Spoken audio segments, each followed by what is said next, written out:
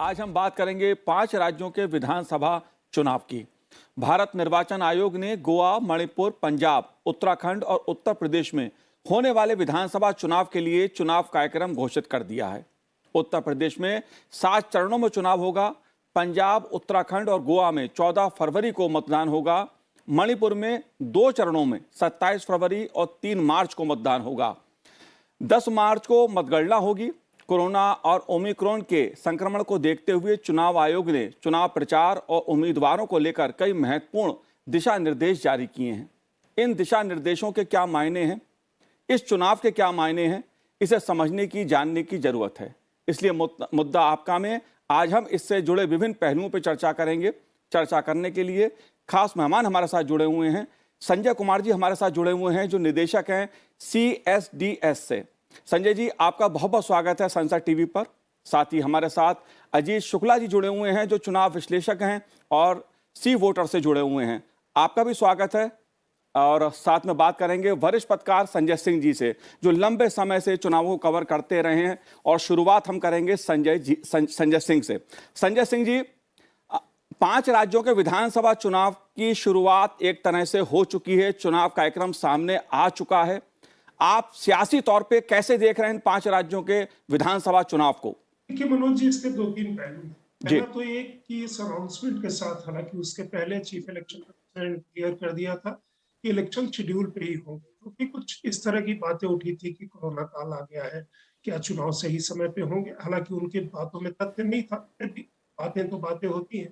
तो पहला चीज, अब इलेक्शन अनाउंस हो गया है, modern code of conduct existence में आ गया है। दूसरी चीज ये है कि अगर आप पार्टियों के लिहाज से देखेंगे तो ये जो इलेक्शन है 5 राज्यों के, इसमें भारत की जो 2 प्रमुख नेशनल पार्टीज हैं, बीजेपी एंड कांग्रेस, उनके लिए बहुत ही अहम है। आम आदमी पार्टी एक पार्टी जो दिल्ली में अभी तक थी, पंजाब में अपना फुटप्रिंट फैलाई थी, उसके लिए ये चुनाव काफी अहम हो जाता है। तृणमूल कांग्रेस बाहर निकलना चाह रही है, वेस्ट बंगाल से अपना एक फुटप्रिंट बनाना चाह रही है। क्या वो बना पाएगी, बड़ा सवाल यह निशान है। और अगर आप पहले कांग्रेस की दृष्टि से बात करें, कांग्रेस इस समय ये जो प्रदेश है उसमें से एक प्रदेश पंजाब में, पंजाब में कांग्रेस की हालत हम कुछ समय से देख रहे हैं जी। जो अंदरूनी घमासान है उस पर बाद में विस्तार भले ही कर ले, लेकिन इस समय में chief minister, Punjab PCC chief, Congress के जो प्रमुख सबसे बड़े मुखिया हैं वो देश में नहीं है, घूमने बाहर चले गए। हालांकि चुनाव आयोग ने अभी कार्यक्रमों, पब्लिक रैलीज पे एक बैन भी लगाया हुआ है, लेकिन फिर भी राहुल गांधी विदेश अपने दौरे पे छुट्टियां मनाने चले गए। तो ये एक कांग्रेस का सीरियसनेस वहां पे दिखता है। कांग्रेस के इस जो लैक ऑफ सीरियसनेस या वहां की जो इनफाइटिंग है, एक पार्टी को बाई डिफॉल्ट बड़ा फायदा हो सकता है, आम आदमी पार्टी। अकाली दल वहां काफी सशक्त रही है, तो Akali Dal as it is वो इस चीज को देख रही होगी कि वापस सत्ता में आए। बीजेपी, अमरिंदर सिंह का गठबंधन काफी नया है। बीजेपी का बेस, पंजाब में उन्होंने अपना बेस, यूं हम कहें कि खुद ही काफी ज्यादा अभी तक डेवलप नहीं किया, उनके साथ अकालियों के साथ। वहां से आप आइए, जो मदर ऑफ ऑल इलेक्शन है उत्तर प्रदेश। उत्तर प्रदेश में 4 दशक से कोई सरकार वापस नहीं है, मुख्यमंत्री कोई वापस नहीं है। ये एक मतलब पहली बार होगा जिसमें कि अगर योगी जीत करके आते हैं, अगर 4 दशक में योगी आदित्यनाथ वापस आएंगे। एक दूसरी चीज है कि ये इलेक्शन कई सारी परिभाषाओं को वो बताएगा, जो इलेक्टोरल प्रोसेस की होती है या बाकी जो बातें होती है। अमित शाह कह चुके हैं कि ये 22 का जो चुनाव है ये 24 को लीड करेगा। यूपी का जो चुनाव वो होने जा रहा है जी। जाहिर सी बात है संजय जी, इसके कई मायने हैं चुनाव के, क्योंकि अभी इसके बाद एक तरह से चुनाव ही चुनाव शुरू होने हैं। 22 में चुनाव, 23 में चुनाव, फिर 24 में चुनाव, आम चुनाव 24 में लोकसभा का। उससे पहले उत्तर प्रदेश विधानसभा चुनाव खासा महत्वपूर्ण माना जा रहा है राजनीतिक दृष्टि से। अजीत शुक्ला जी, आप कैसे देख रहे हैं 5 राज्यों के चुनाव को? 5 राज्यों के चुनाव में उत्तर प्रदेश जो है वो मुख्य रूप से वहां पे बीजेपी और सपा के बीच में दिख रही है कि डायरेक्ट फाइट हो रही है, जिसमें भारतीय जनता पार्टी अच्छी स्थिति में है, आगे कह सकते हैं उनको। इसका कारण ये है कि एक नैरेटिव पे चुनाव लड़ा जा रहा है आजकल, और पिछला जो 3 इलेक्शंस थे, चाहे वो 2014 का इलेक्शन था या 2019 का इलेक्शन या 2017 का इलेक्शन, ये तीनों इलेक्शन में बीजेपी ने एक स्टैटिक वोट शेयर को जो है ना वो लगातार कंटिन्यू कर रही है। वो 40-45% से ज्यादा हुआ, लगभग 48-49% के आसपास जो है वो लोकसभा में पिछले। और कितना भी कुछ हो जाए, मानता हूं मैं कि एंटी इनकम्बेंसी है खिलाफ में, विधायकों के खिलाफ, एमएलए के खिलाफ, लेकिन आज भी जो है ना वो माफिया राज या क्राइम वगैरह कम हुआ है, इसका एक लोग बोलते हैं वहां पे। और अपार्ट फ्रॉम जो कास्ट का डायनेमिक्स है कि भाई यादव इतने परसेंट हैं, 8% के आसपास हैं, या 22% के आसपास दलित हैं और मुसलमान हैं 18-19% के आसपास, तो ऐसा नहीं होगा, ऐसा नहीं होगा। ये सारे मिथक को इस पिछले 3 इलेक्शंस जो हुए हैं हम लोगों ने जो देखा है उसमें टूटा है। दूसरा, पहले जो इलेक्शन होता था वो 30, 28, 32, 31% के आसपास होता था, और बीजेपी जो है वो उसकी वो थ्रेशोल्ड तोड़ के और वो पहुंच गई है 40-45% के आसपास। तो अगर वो लाख एंटी इनकम्बेंसी हो, विधायकों के खिलाफ है एंटी इनकम्बेंसी, उनके विधायकों ने कुछ काम वाम नहीं किया, लेकिन एक जो मोदी और योगी के प्रति जो एक सकारात्मक लोगों का जो एक छवि बना हुआ है। मैं अभी बता रहा हूँ आपको एक वाकया।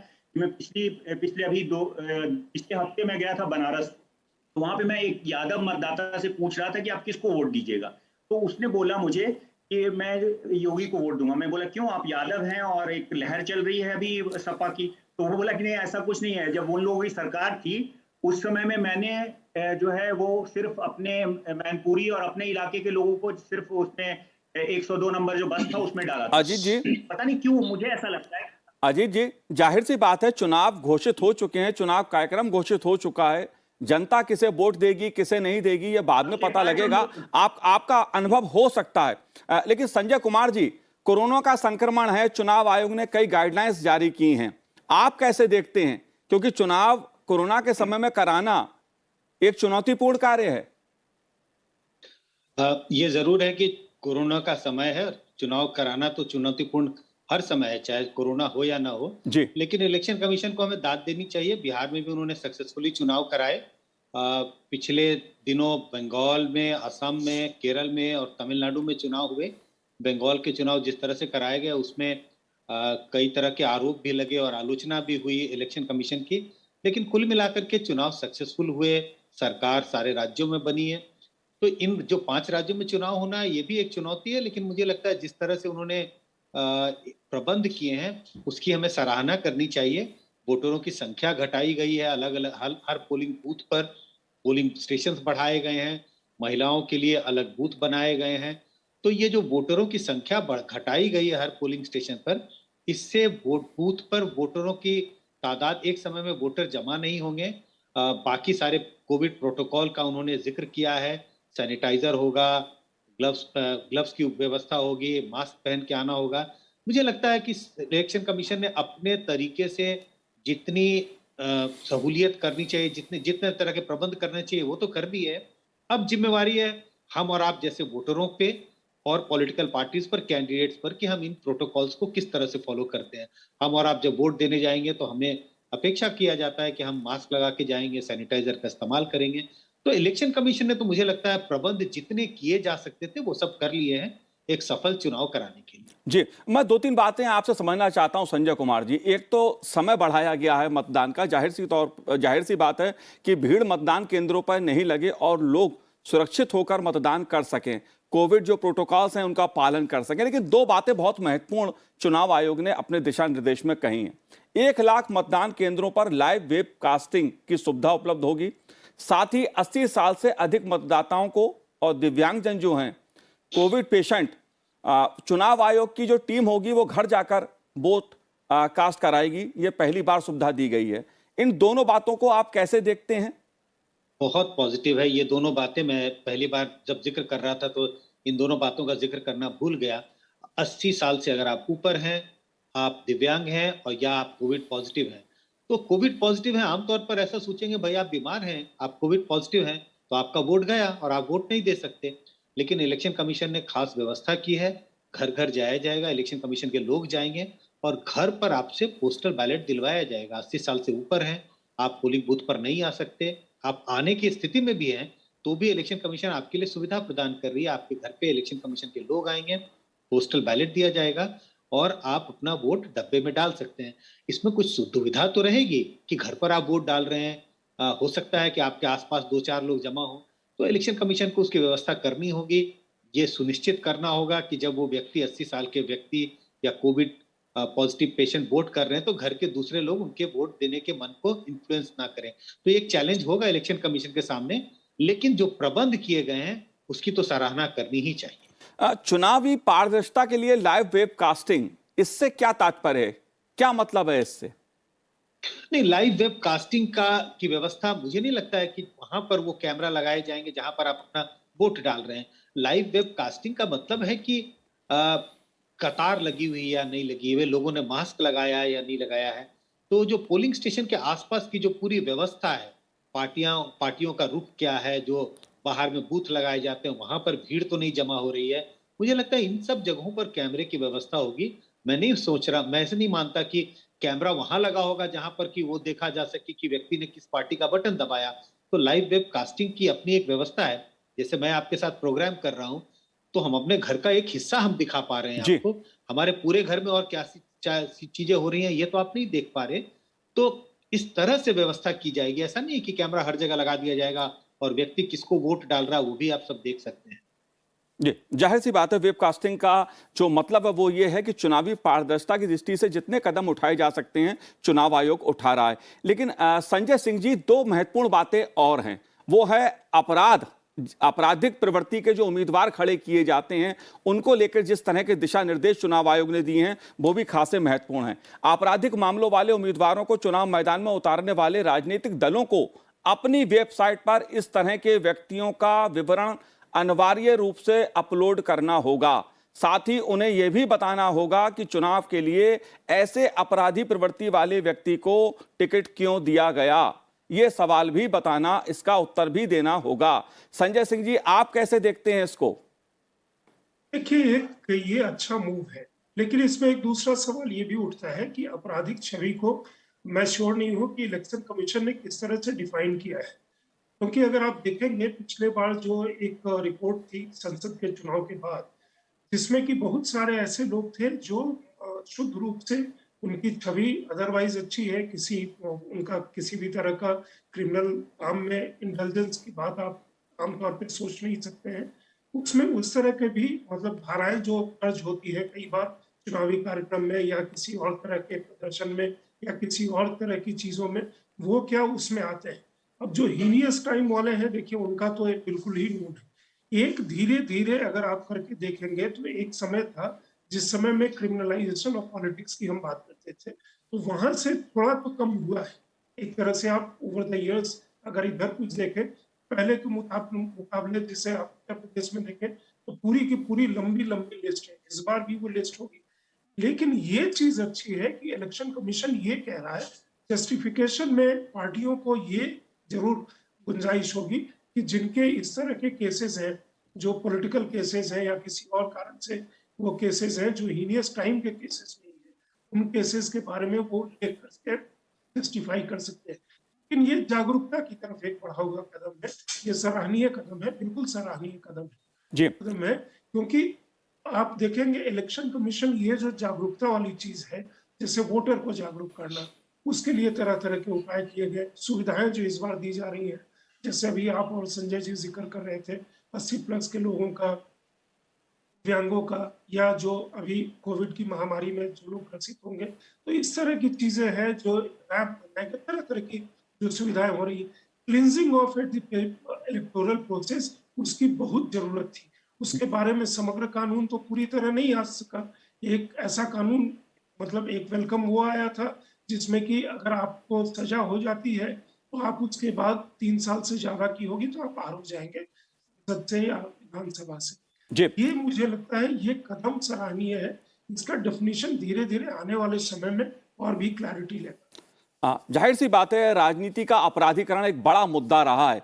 अजीत जी, आप कैसे देखते हैं इसको? क्योंकि राजनीति का अपराधीकरण, चाहे उत्तर प्रदेश की बात हो, बिहार की बात हो, देश के लगभग हर सूबे में यह मुद्दा उठता है कि राजनीति का अपराधीकरण जिस तरह से हुआ है, हालांकि इस पर थोड़ा अंकुश लगा है, लेकिन यह माना जा रहा है कि चुनाव आयोग ने जिस प्रकार से इस बार यह सवाल पूछा है कि अगर आप किसी को उम्मीदवार बनाते हैं तो पार्टी को बताना पड़ेगा इसको टिकट क्यों दिया। क्यों दिया और वेबसाइट पे आपको सारा डिटेल्स डालना है जी। सारी चीजें शेयर करनी है। ये देखिए, ये बहुत ही सकारात्मक है सोच। मैं तो मूल रूप से बिहार का रहने वाला हूँ, तो वहाँ पे तो बहुत ज़्यादा इस तरह से मैंने खुद ही देखा है अपनी आंखों से पहले से। और यूपी, पूर्वांचल और पश्चिमांचल वगैरह में भी तो बहुत ज़्यादा आपराधिक प्रवृत्ति के और आपराधिक रिकॉर्ड वाले रहे हैं। कुछ अपार्ट फ्रॉम, मतलब कुछ को छोड़ के जो राजनीतिक रंजिश से किया जाता है, पहले बहुत ज़्यादा अपराध होता था, लेकिन उसमें लगातार गिरावट हुई है। उत्तर प्रदेश में तो वैसे भी जो अपराध है और अपराधी हैं एक मुद्दा चुनावी रूप से बने हुए हैं। संजय कुमार जी, आप कैसे देखते हैं इस पूरे मुद्दे को? क्योंकि राजनीति के अपराधीकरण की जब बात होती है तो उस पर चर्चा तो बहुत होती है, अलग अलग दल अपनी अपनी बात भी कहते हैं, भाषण भी बहुत दिए जाते हैं, लेकिन कहीं ना कहीं अपराधियों को भी उम्मीदवार बना दिया जाता है। ऐसी क्या मजबूरी होती है राजनीतिक दलों की? राजनीतिक पार्टियां जब चुनाव लड़ती हैं और जिस किसी को भी उम्मीदवार बनाती हैं तो उनका प्राइम एम होता है कि चुनाव जीतना है। वो चाहते हैं कि वो उम्मीदवार चुनाव जीते। तो किसी व्यक्ति को अगर उन्हें लगता है कि धनबल से आदमी चुनाव जीत सकता है तो उसे उस वजह से टिकट दिया जाता है। किसी व्यक्ति के बारे में अगर ये लगता है कि ये बाहुबल के बदौलत चुनाव जीत सकता है तो पार्टियां दूसरी चीजों को नजरअंदाज करके उस व्यक्ति को कैंडिडेट बनाती है। कुछ ऐसे होते हैं जो कार्यकर्ता होते हैं, अपने इलाकों में काम किया हुआ है, उसको ध्यान में रख करके पार्टियां उनको टिकट देती है। तो स्पष्ट है, एक ही एम है पार्टी का, किसको टिकट दें, उस व्यक्ति को टिकट दिया जाए जो चुनाव जीत सकता है और चुनाव जीत करके पार्टी की जो टैली है वो उसको बहुमत की ओर ले जा सके। जिन बात का जिक्र संजय सिंह जी या अजीत जी कर रहे थे, इलेक्शन कमीशन ने जो पहल की है, आप देखिए एक एक कदम, धीरे धीरे कदम बढ़ाया जा रहा है, लेकिन कदम उस ओर बढ़ रहे हैं जिससे हम आपराधिक प्रवृत्ति के जो लोग चुनाव लड़ रहे हैं उस पर अंकुश लगाया जा सके। अगर अंकुश नहीं लगा पाए तो कम से कम एक मोरल बाइंडिंग तो किया जाए। अब राजनीतिक पार्टियों को अगर इस बात का प्रमाण देना पड़ेगा या कम से कम जस्टिफिकेशन देना होगा कि भाई आपने फला व्यक्ति को क्यों टिकट दिया, जब इसके पास इतने आपराधिक मुकदमे दायर हैं, फिर भी आपने इस व्यक्ति को टिकट दिया, तो उसके पीछे वजह क्या है? तो कम से कम एक मोरल ऑब्लिगेशन हो जाता है पार्टी के नेताओं का, पार्टी के फंक्शनरीज का, कि उसके लिए जस्टिफिकेशन ढूंढे। तो कुछ तो प्रयास करेगी पार्टी जस्टिफिकेशन ढूंढने के लिए कि भाई उसने इस व्यक्ति को टिकट क्यों दिया। तो कुछ अंकुश लगेगा, एक मोरल अंकुश लग रहा है, लीगल अंकुश नहीं है लेकिन एक मोरल बाइंडिंग है। पार्टी को इस बात को जनता तक पहुंचाना या इलेक्शन कमीशन को बताना कि इस व्यक्ति के पर इतने मुकदमे हैं, इसके बावजूद हमने उसे टिकट दिया, तो उस जस्टिफिकेशन को ढूंढने के लिए पार्टी को कुछ प्रयास करना पड़ेगा। कुछ मोरल अंकुश लग रहा है इससे। नैतिक रूप से एक उसकी बात कह रहे हैं, लेकिन संजय सिंह जी, जब भी बात इस तरह के अपराधियों की आती है जो चुनाव लड़ते हैं या उम्मीदवार बनाए जाते हैं या चुनाव जीत जाते हैं, एक बात वो तर्क देते हैं कि हम पे झूठे मुकदमे लगाए गए, हमको फंसा दिया गया। क्या राजनीतिक रूप से इसमें थोड़ा सा वो होने की संभावना नहीं है कि एक दूसरे पे आरोप प्रत्यारोप लगेंगे कि मुझको फंसाया गया था, मुझे चुनाव लड़ने से रोका गया? मनोज जी, देखिए, आज हम जिस काल में जी रहे हैं, ये सोशल मीडिया का एक बहुत बड़ा प्रभुत्व है। इस मोमेंट आजकल बहुत सारे लोग कहते हैं कि मेरे बयान को तोड़ मरोड़ के दिखाया गया, या मैं था ही नहीं वहां पे, या मैंने ऐसा कहा नहीं, या मैंने ऐसा किया नहीं। तो तमाम कई तरह की चीजें वो सामने आ जाती हैं जो पब्लिक डोमेन में होती है, और जो व्यक्ति ऐसा कह रहे होते हैं भ्रमित करने के लिए, वो जुटला दिए जाते हैं। अगर आप इस प्रक्रिया को देखें तो एक तो ये जो अपराधीकरण राजनीति का था, दूसरा एक चीज और भी था कि चुनाव के दरमियान जो हिंसा होती थी, आप जमाने से देख लीजिए, वो हिंसा मतलब जिन प्रदेश में भी चले जाइए और जहाँ चुनाव होने जा रहे हैं वहाँ काफी होती थी।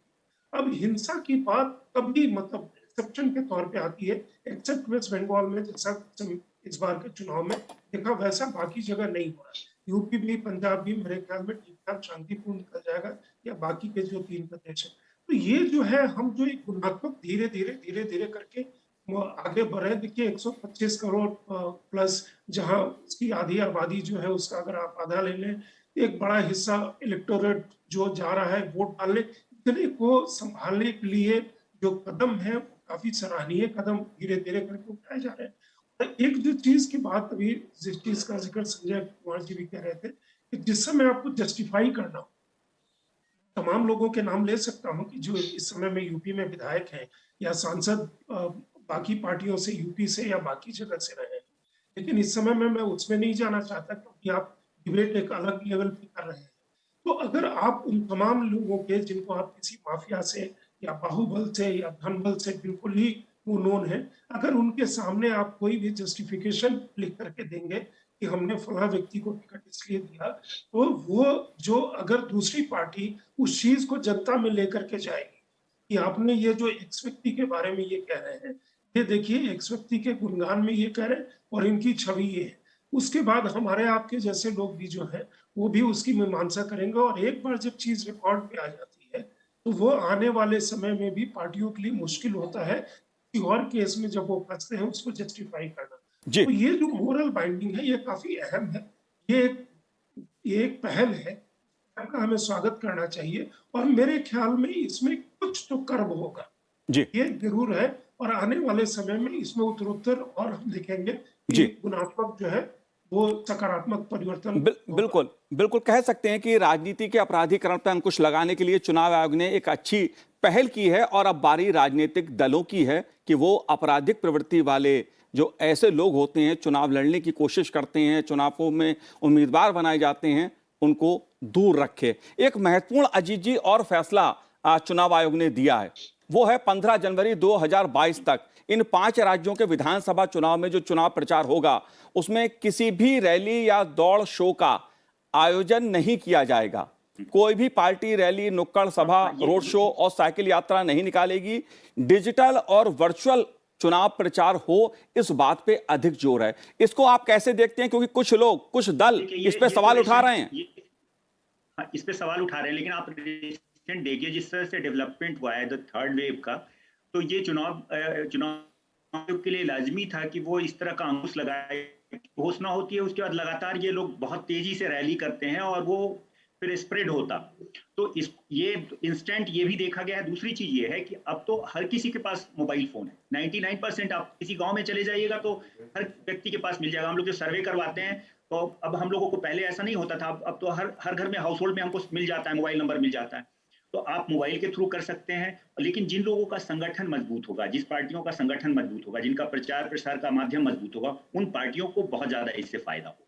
जी और ये एक सकारात्मक कदम है। ये एक सकारात्मक कदम, मतलब पार्टी के लिहाज से मैंने बताया, ये एक सकारात्मक कदम है। ये जो थर्ड वेव है उसके स्प्रेड को रोकने के लिए। जी आप पिछले इलेक्शंस में देखे थे ना, जब इलेक्शन शुरू हुआ था, वेस्ट बंगाल का लीजिए ना एग्जांपल। वेस्ट बंगाल में जिस समय हुआ था वो पीक पे पहुंच गया था, इसी वजह से, रैलियों की वजह से। जी जाहिर सी तौर पर उस समय में यूपी में जी उस समय यूपी में इलेक्शन हो रहे थे लोकल बॉडीज। जी तो जी ये एक सकारात्मक कदम है और ये इसको मैं जायज ठहराता हूँ। जी लेकिन संजय कुमार जी, कुछ छोटे दल उत्तर प्रदेश के क्षेत्रीय दल सवाल उठा रहे हैं कि भाई उनका तो सोशल मीडिया पे इतनी प्रेजेंस है ही नहीं, वो इतने मजबूत है ही नहीं, हमें तो नुकसान हो जाएगा। चुनाव आयोग ने ऐसा फैसला क्यों दे दिया? अब चुनाव आयोग डोर टू डोर कैंपेन पे जोर दे रहा है कि 5 लोगों की कमेटी वहां जाए, उनकी 5 लोग जाएं, घर घर जाके संपर्क करें लोगों से। इसमें क्यों आपत्ति है?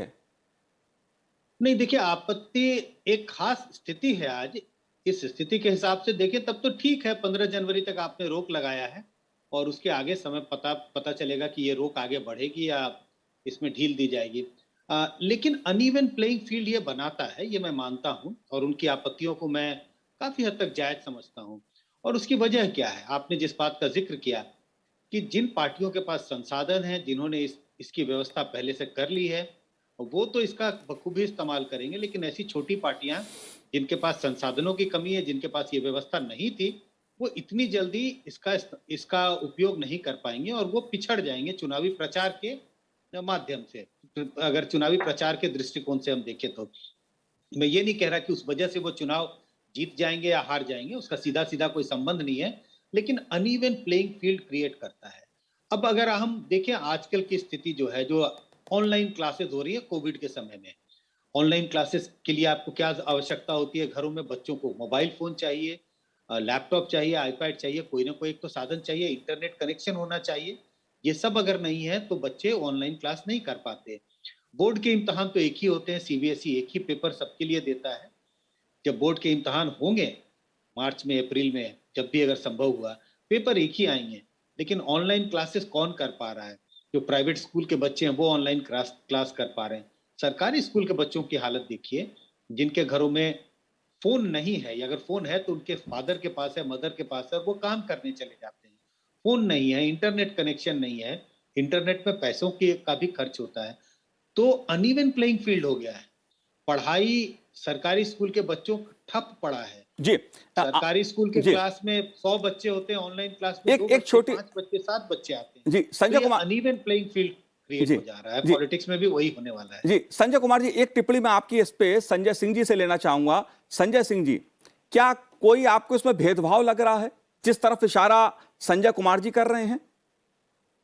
देखिए मनोज जी, ये बड़ा इंटरेस्टिंग सा एक सिचुएशन इमर्ज कर गया है। हम वर्चुअल कैंपेन की बात बिहार चुनाव से कर रहे हैं। इस समय बिहार चुनाव हुआ था, बिहार चुनाव संपन्न हुआ, उसके बाद 5 राज्यों के और चुनाव संपन्न हो गए, उसके बाद ये चुनाव आया है, जिसमें ऑनलाइन जो कैंपेन है, वर्चुअल कैंपेन है, उसका जिक्र पहले तो एक टेम्पररी स्थिति है 15 तारीख तक। उसके बाद क्या होगा, कितना रेस्ट्रिक्टेड खुलेगा, कितना अनरेस्ट्रिक्टेड खुलेगा, हमें पता नहीं। मेरा जो एक दूसरा मत है संजय जी से थोड़ा अलग, वो यहाँ पे है कि जिस व्यक्ति ने इस बात की शुरुआत तेज यादव ने, उन्होंने कहा कि ये हमारे लिए जो है उल्टा, हमारे लिए ये एक तरह से ये डिसएडवांटेजियस है। अखिलेश यादव जी कौन है? अखिलेश यादव जी यूपी के मुख्यमंत्री रह चुके हैं, अपने आप को काफी प्रगतिशील मानते हैं, अपनी पार्टी को प्रगतिशील मानते हैं, और उनका परिवार जो है यूपी में मुलायम सिंह यादव काफी समय रहे।